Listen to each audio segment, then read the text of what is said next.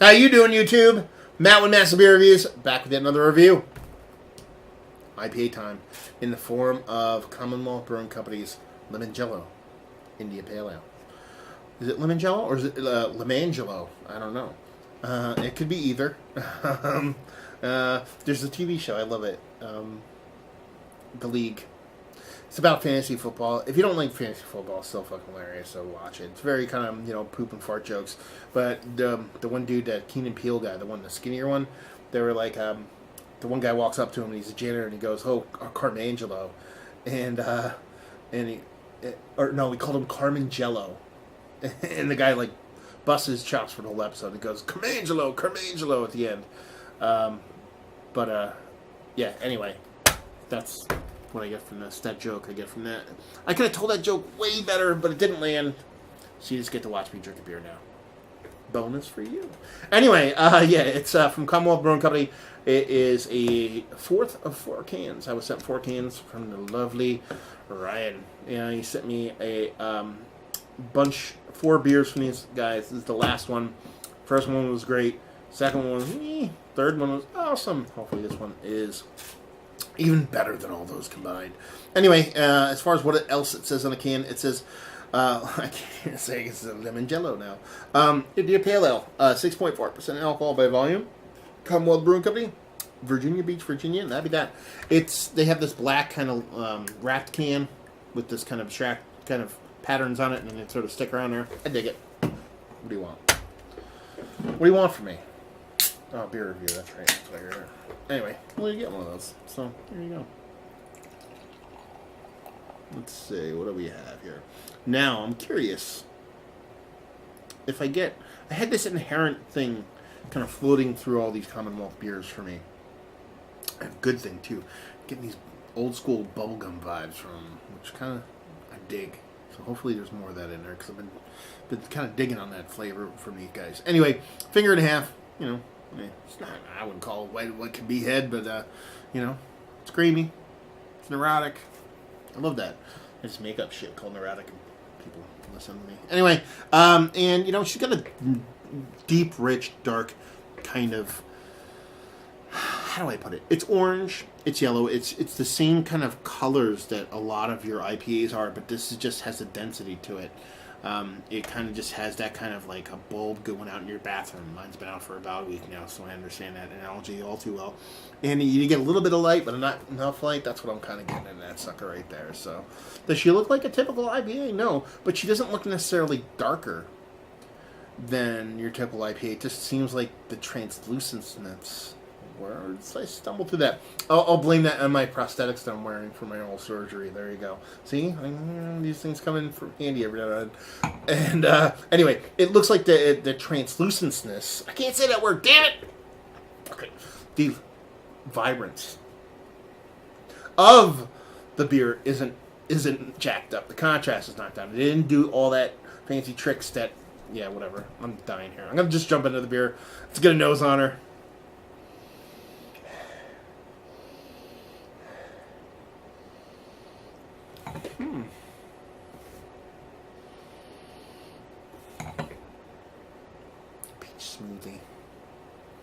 Peach smoothie? Maybe I should say it like that. Come off a little bit better. Yeah. No. Let's not go peach smoothie. Let's go peach candy peach ring. You know the jelly pink candy peach ring thing?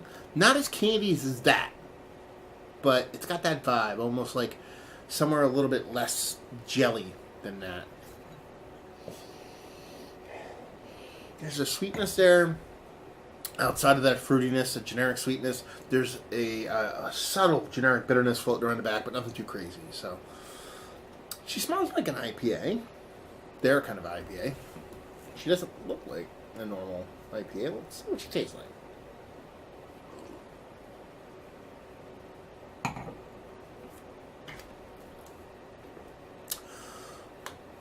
Way more bittering in the mouth than it lets on in the nose. It's not even funny. There's so much more bittering. It's not the most bittering beer I've ever had in my life, but based off of what you smell, it does not lead on to that at all in any form or fashion.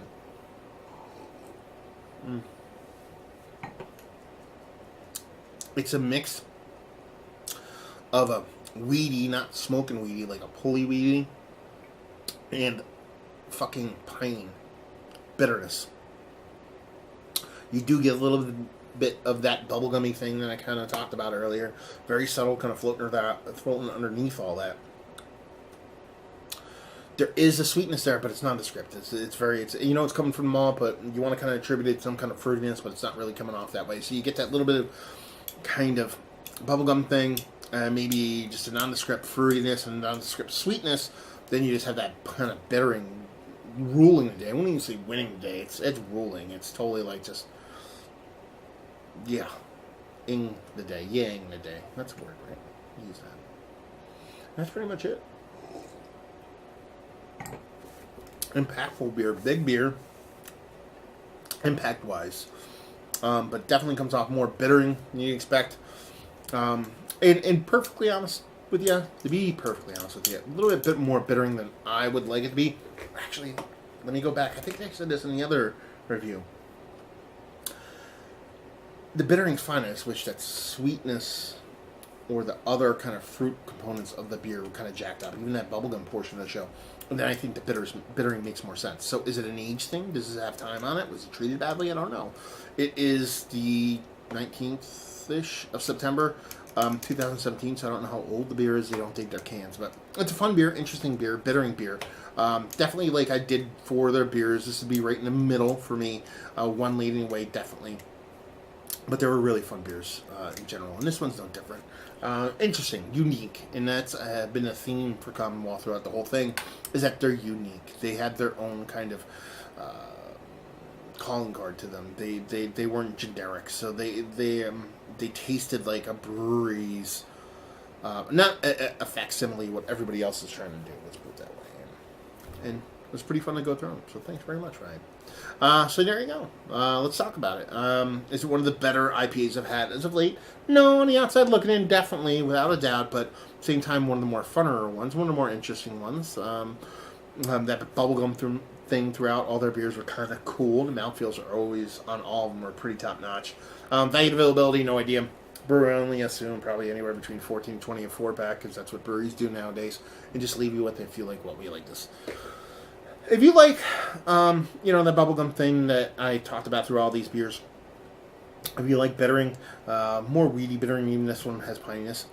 If you like fun beers, interesting beers, and if you like unique beers, and you say that with an asterisk, in that they're not making world-changing beers. It's not something you've never had before as a whole, but the beers themselves definitely do have a uniqueness to them that I believe are inherent just to this brewery, and that's fun to see. It's cool to see breweries making a style that I like, and a lot of people do like, but bringing their own kind of twist to them. So if you like that about beer, definitely worth picking up this and pretty much any of the other ones, because I had 4 and it was pretty much like that across the board.